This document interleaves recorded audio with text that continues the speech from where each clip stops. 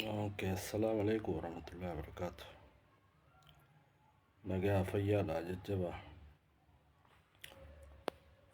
يا مي آه أيجا كم جرت نجا فيا لا السوشيال ميديا خلنا تبيتا جيوم جيو هذا وأركا جرا جيوم جيو هذا ني أمري أجائب هذا جو جرا بيتا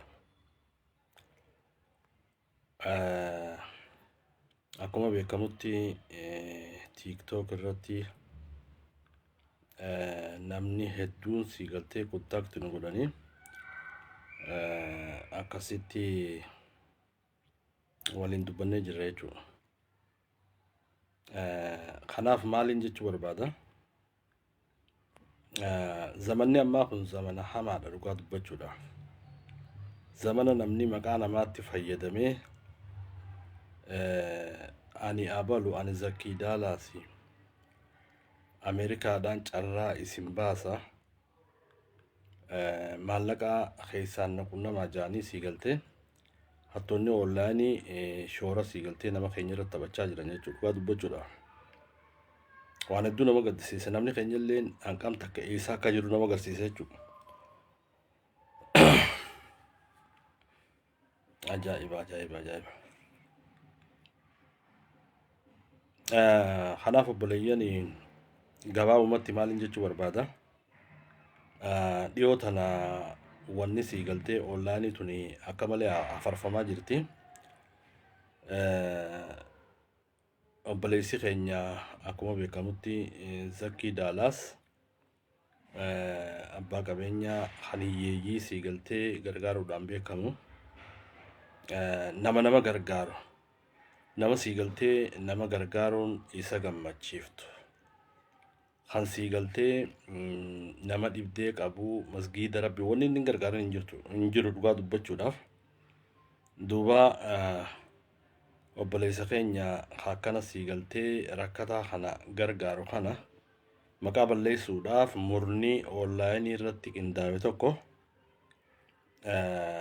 maqaa zakkii piroofaayilii irra kaa'achuudhaan tiiktookii fi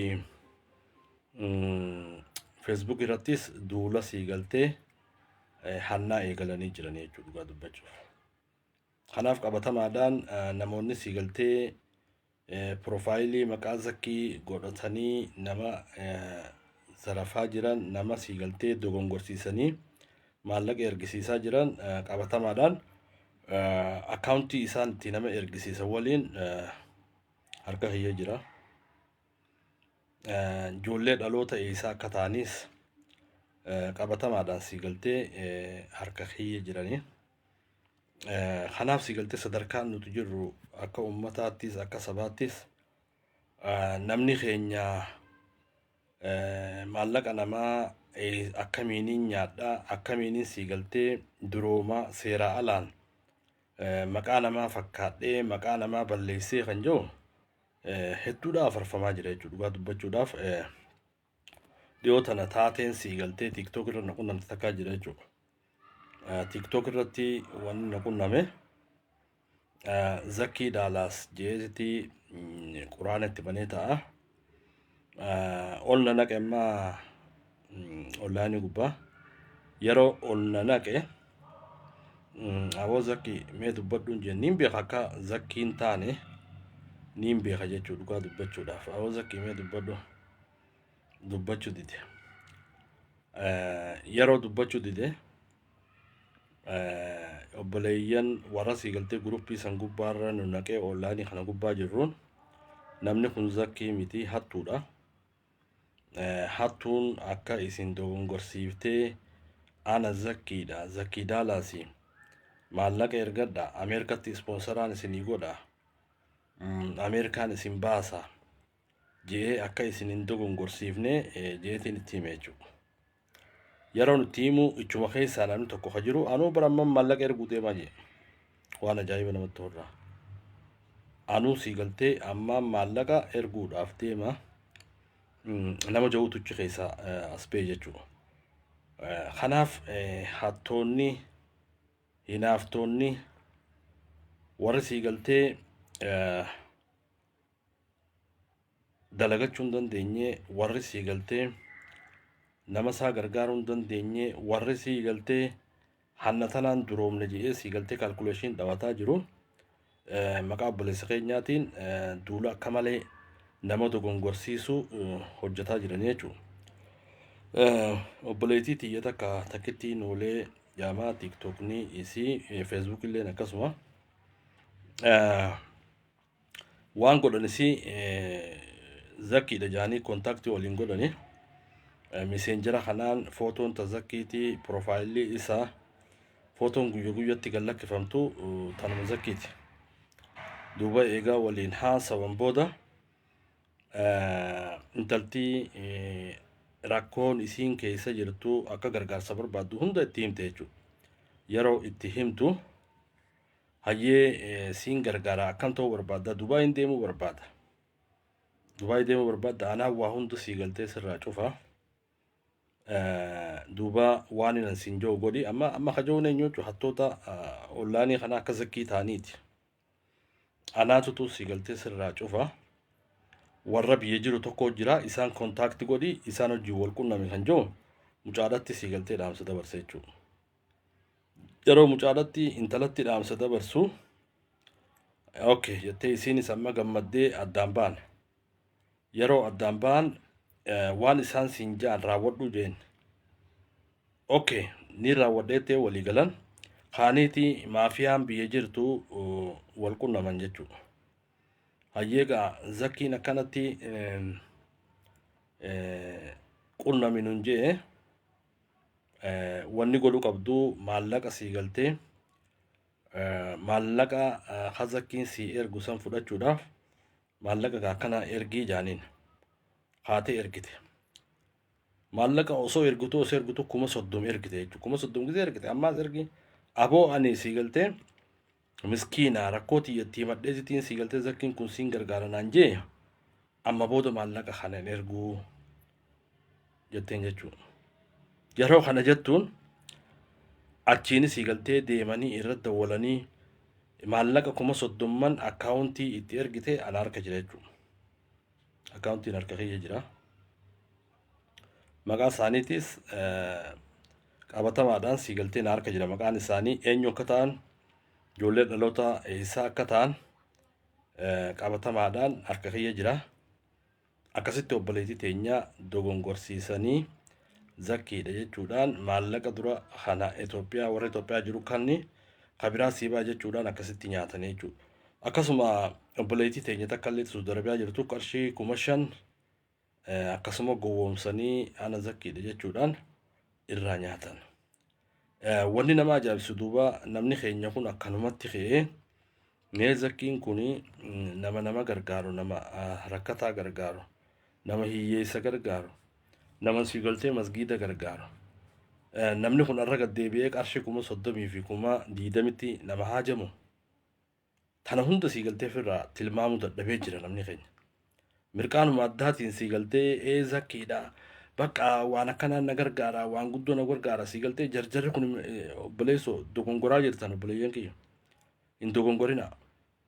Irra guddaa feesbuukii kanarra ka jiru zakkii daalaas ka jiru feesbuukiin zakkii jiraatullee irra guddaan ka hattootaati. Ka sii galtee zakkii daalaas tiktook irra bar nama hedduu sii galtee maqaa zakkii daalaas jedhee baafatee as gubbaadha waa hedduutti dalagaa jira beekaa. Kanaaf dogongora kanaa kan akkan seenne of eeggannoo godhuu qabdanii. Zakkiin feesbuuk irratti yeroo sii galtee as bahee zakkiin haasa'u yeroo sii galtee waa godhu hin jiru. Feesbuuk akkuma amma dura jeetti seeneetuma bahee waan jiru laaleetuma bahaa jee. Kanaaf akkasitti obboleeyyan kiyya warri sii galtee nyaadhamuudhaaf haraa jirtan akkuma beekamutti ammaas kunoo paaspoora Itoophiyaa fidanii Ameerikaan sii galtee carraa Ameerikaa tokko jira. Carraa amma dura sii galtee isiniin jeessan guyyaa 15 hafe carraa kana fayyadamaa kan jiru hattoonni sii galtee waan akkanaa tan eegalanii jiran. Kanaaf hattoota kana akaawuntii isaanii nambara isaanii isiniif maxxansuu ta'a. Hattoonni kun ijoollee dhalootaan naannoo Finfinneeti. Kana siigaltee qabatamaadhaan irra geenye jirra. Waan hedduu nama ajaa'ibsiisu jira gaawa. Nama siigaltee nama gargaaruu, nama rakkataa gargaaruu, nama biyya gargaaruu, nama masgiida gargaaruu arraan tana siigaltee maqaa isaa baafatanii ummata keenyaa warra siigaltee ijoollee Saudi Arabiyaa keessa jirtu warra mana namaa haree warra distii namaa dhiqee akkasin lafee jiraatu san gowwoomsanii ana zakkii daalas jaanii maallaqa siigaltee irraa nyaachaa jiran kana siigaltee hedduu akka nama gaddisiisa. Akkasuma namni keenya kunilleen waan siigaltee akkanaa tanarraa of qusachuun hedduu akka barbaachisa. Hedduu nama dhagaamaa beeke. Waan hin malleetu deemu jira beeke. Waan hin malle waan akka malee. Kanaaf akkasii obboleeyyan kiyya ani dhaamsuma dabarsuu fi dhaamsa akkaan dabarsuu wanni na godhe namoota siigaltee TikTok kanarra ba'ee zakkiin mucaan haramayaa san kan nama gargaaru san akkana nu godhe maallaqa keenya akkana jaanii siigaltee maqaasaa qaqqabachuu eegalanii jiranii. Nutis akkuma beekamutti ijoolleen zakkii beeytu zakkiin siigaltee ilma biyyaati saahiba keenya. Kanaaf yeroo ummanni keenya dogongoree zakkiitu har'a akkana na godhe jedhu kana hedduun dhaga'ameetiti. Wanni godhamaa jiru kun zakkii akkan taane TikTok irratti yeroo hedduu irraa dubbanne nama hedduu hubachiifnee jirra jechuudha dhugaa dubbachuudha.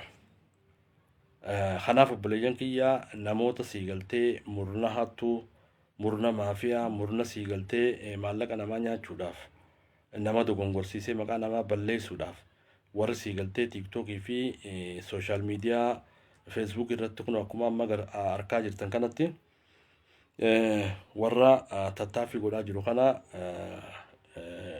waliif sheer goonee siigaltee ummata kana as gubbaadhaa balleessuun barbaachisaadha. Kanaaf akkuma argitanitti paasapoortii Itoophiyaa qopheessee gama Ameerikaati jechuudha. Beektaa Ameerikaan warra silaacha keessa jiru dipoortii godhaa jiranii. Warri ispoonsara Ameerikaa wanni ja'uun jiru, wanni ja'uun jiru beektaa. Kanaaf kun siigaltee hattuudha, maafiyaadha.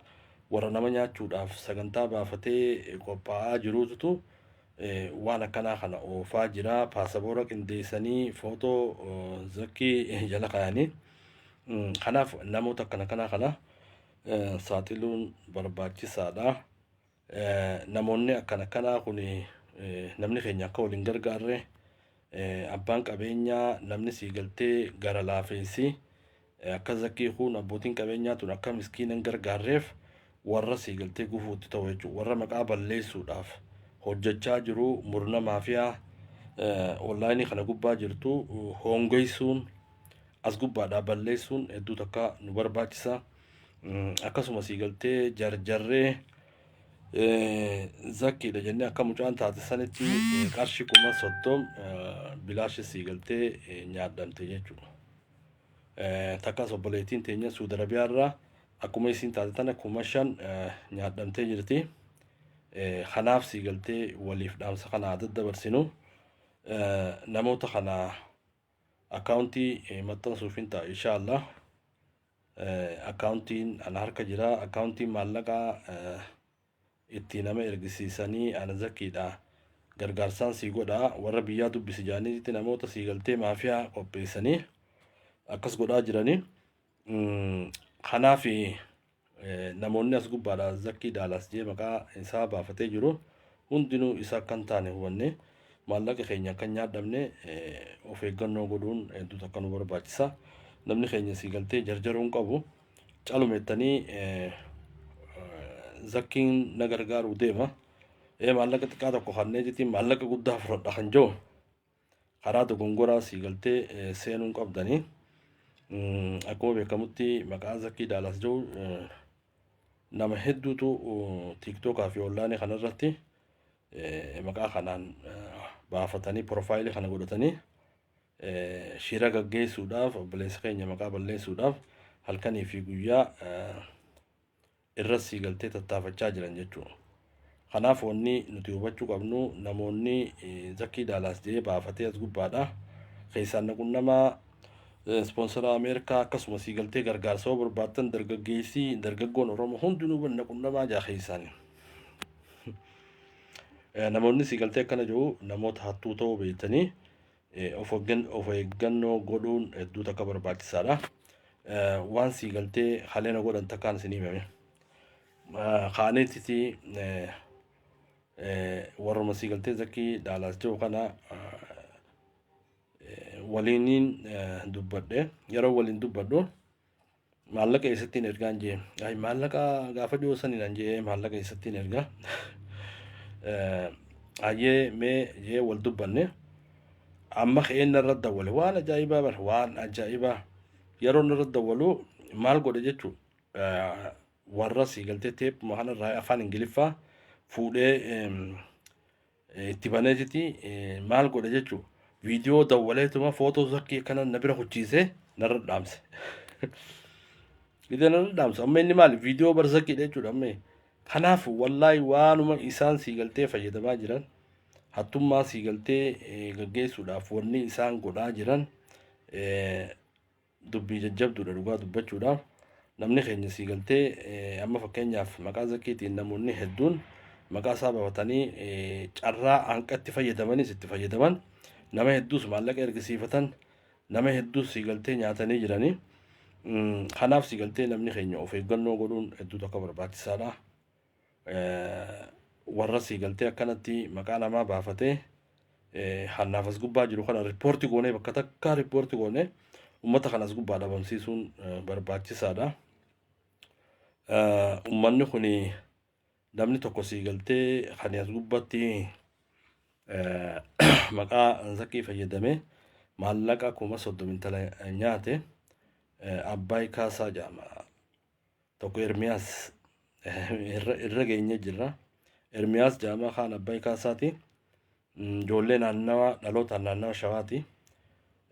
Warri siigaltee amma fakkeenyaaf namni keenya akkan gargaaramnee namni abbootiin qabeenyaa teenya miskiin akkan gargaarre warri godhaa jiru uummata kana jechuudha. Akkaawuntiin isaanii ana bira jira. Nambarri isaanii ana bira jira. Kanaaf hedduu takka siigaltee jala buuneessi siigaltee deemuun barbaachisaadha. Warra siigaltee akkaatuma Zakkiituun beekne akkaatuma siigaltee nama keenyaatu kan beekne kanaatutu akka namni keenya waliin gargaarre godhuu irratti shira hojjechaa jiranii. Inshaallah shira isaanii kana akkaawuntii isaanii maxxansuufiin ta'a rabbi jee. Kanaaf of eeggannoo godhuun barbaachisaadha. Jarjarree Zakkiidha jennee TikTok irrattis namni keenya bara kanatti taap godhaa jaabar taap mee Zakkiitu taap godhaa jaabar taap aboo mee giiftii erga mee obboleesso waanuma siigaltee isaan jiru namni keenya amma taap godhaa tana siigaltee Zakkiin itti gubboo beemee taap godhaa jaa Zakkiin siigaltee taayimii ni qaba. Kanaaf waan kanallee addaan madaaluu hin danda'anii namni keenya hedduu jarjara kana qabna. Kanaaf obboleeyyan kiyya akka irraa of eeggattan waamicha isiniif dabarsuu barbaadeeti. Wanni siigaltee dubbachaa jirruuf namoonni siigaltee waan kana addaan baafachuu barbaadan akkasuma TikTok irratti ijoollee siigaltee dhalootaan haramayaa yeroo isaan Zakkiitu akkana nu godhe Zakkiitu akkana nu godhe jaan dhiyootan siigaltee ijoolleen teenya walitti dhufnee nama nyaadhame sanis fuunee Zakkii akkan ta'in hattuu onlaayinii akka qunnamtee waa hedduudha siigaltee hubachiifne. Akkasuma maqaa nama keenya kan nama gargaaruu Sheekh Jamaal Alii yaadata warra hundaanuu siigaltee hattuun marsanii jiran maqaa isaanii akkuma siigaltee Zakkiitti maqaa Zakkiitti kanaan maallaqa nama ergisiisaa jiran maqaa abbootii qabeenyaa warra kheyrii dalagatuu warra nama gargaaruudhaaf nama gargaaraa jiru kana of duuba deebisuudhaaf Abbaay Kaasaa faan shira hojjechaa jiran jechuudha Ermiyaas faan. Ermiyaasii fi Abbaay Kaasaa namoota sii galtee obboleettii teenya takkittiin oolerraa qarshii 30,000 warra irraa nyaate jechuudha. Akkaawuntiin isaanii ana bira jira jechuudha. Kanaaf uummanni keenya sii galtee hin jarjarinaa. Jarjartanii khalaxa akka amma sii galtee namni keenya nyaadhamu maqaa zakkii halaan akka nyaadhamne of eeggannoo akka gootan isin hubachiisuu barbaada. Araba welcome. Hedduu takka namatti dhaga'ama. Kanaaf namoonni amma fakkeenyaaf maqaa isaa kanaan fayyadamanii maqaa zakkiitiin godhaa jiran akkuma isin jee Abbaay Kaasaati. Abbaay Kaasaa akka akkaawuntii isaa sii galtee mirkanaa'ee jirutti tokko Ermiyaas Jaamaa ijoollee sii galtee dhalootaan naannawa ijoolluma teenya ijoollee Oromooti ijoollee Shawaati. Kanaaf sii galtee hankuma namni keenya kun dhufee wal gargaaru hankuma mana rabbii gargaaru hankuma rakkataa gargaaru kana sii galtee nama kanaaf duuba deebisuudhaa fi shirri kana oofamaa jira. Shira kana sii galtee namni keenya hubatee hattoota onlaayinii kana hattoota sii galtee maafiyaa maqaa namaatti fayyadamanii nama gowwoomsanii maallaqa ergisiisaa jiran kana irratti haa beenu irra beenee sii galtee of eeggannoo haa goonu. Akkas hedduu nama dhaga'amu dhugaa dubbachuudha. Amma kun wanni namni kun kaa'e amma fakkeenyaaf zakkii daalaas ka jiru nama 20 nama 30 olii jira. Nama 30-40 TikTok irratti maquma kanaan guute. Wallahi waan ajaa'ibaa jira. Kanaaf sii galtee shirri hamaatu jira onlaayinii kana gubbaa TikTok irraas akkasuma shira hamaatu jira. Obboleeyyan kiyya waliif sheer goone hattoota sii galtee osoo sii galtee hin hojjanne maallaqa sii galtee maqaa namaatiin maqaa sii galtee abbaa qabeenyaa kan nama gargaaruutiin warra nama saamuu barbaadu kana saaxillee of keessaa haa baafnu isiniin jechuu barbaada. Kanaaf akkasi amma fakkeenyaaf namoota gurbaa kun amma asiin gaditti akkuma wanni inni jiru ammas akkuma beekamu Ameerikaan carraa amma guyyaa 15 qofaatu of jaalaan.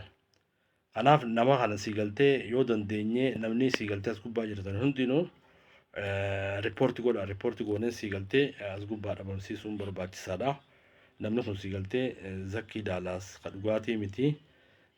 Nama maqaa zakkiitti fayyadamee footuu zakkii kaayatee hawaasa saamuudhaaf hawaasa nyaachuudhaaf maallaqa nama gowwoomsuudhaaf warra tattaaffii godhaa jiru. Akkasuma warra kun warra hedduudha. Warra hedduudha nama nyaatanis akkuma reefu jeetti ijoollee teenya hedduu nyaachaa jiran. Mucaa takkittiin oolee kan jaam nyaatanii jiranii 30,000 dabtee jirti. Takkaas Suudi Arabiyaa irraa 5,000 nyaatanii jiranii. Kanaaf sii galtee of eeggannoon haa goonuun dhaamsa kiyya. Nama keenya kan nama gargaaru of duuba deebisuudhaaf maqaa balleessuudhaaf warra tattaafachaa jiru kana warra maafiyaa onlaayinii gubbaa hattuu onlaayinii gubbaa warra kana sii galtee jala buune akka isaan lamada asuma gubbattuu sooshaal miidiyaa kanarratti akka deebi'anii argamne godhuu dandeenya jechuudha. Kana godhuudhaaf namuu riippoortii godhuun barbaachisaa. Riippoortii goonee TikTokii fi Facebook gubbaayis dhabamsiisuun gaariidha. Kanaaf namoonni maqaa sii galtee zakkii daalaas baafatan kun warra afaan Oromooillee barreessuu hin dandeenye warra loqonni isaaniillee habiraati. Warra sii galtee namni keenya kun wal gargaaruun isaan aarsitu. Warra zakkii masgiida gargaaruun sheekota gargaaruun ulamaa'ii gargaaruun hin taaneef ummata kanaa sii galtee har'aan tana gabbu'ee shira kanaa kana oofaa jira. Maqaa isaatiin akkaawuntii banatanii profaayilii godhatanii saamicha rabbubbaa jiranii namni keenya sii galtee tana ofirraa hubachuun ofirraa hubannee nama keenya hubachiisuun barbaachisaadhaan jechuu barbaada. Akkas obboleeyyan kiyyaan qanumaan jechuudhaaf dhufe.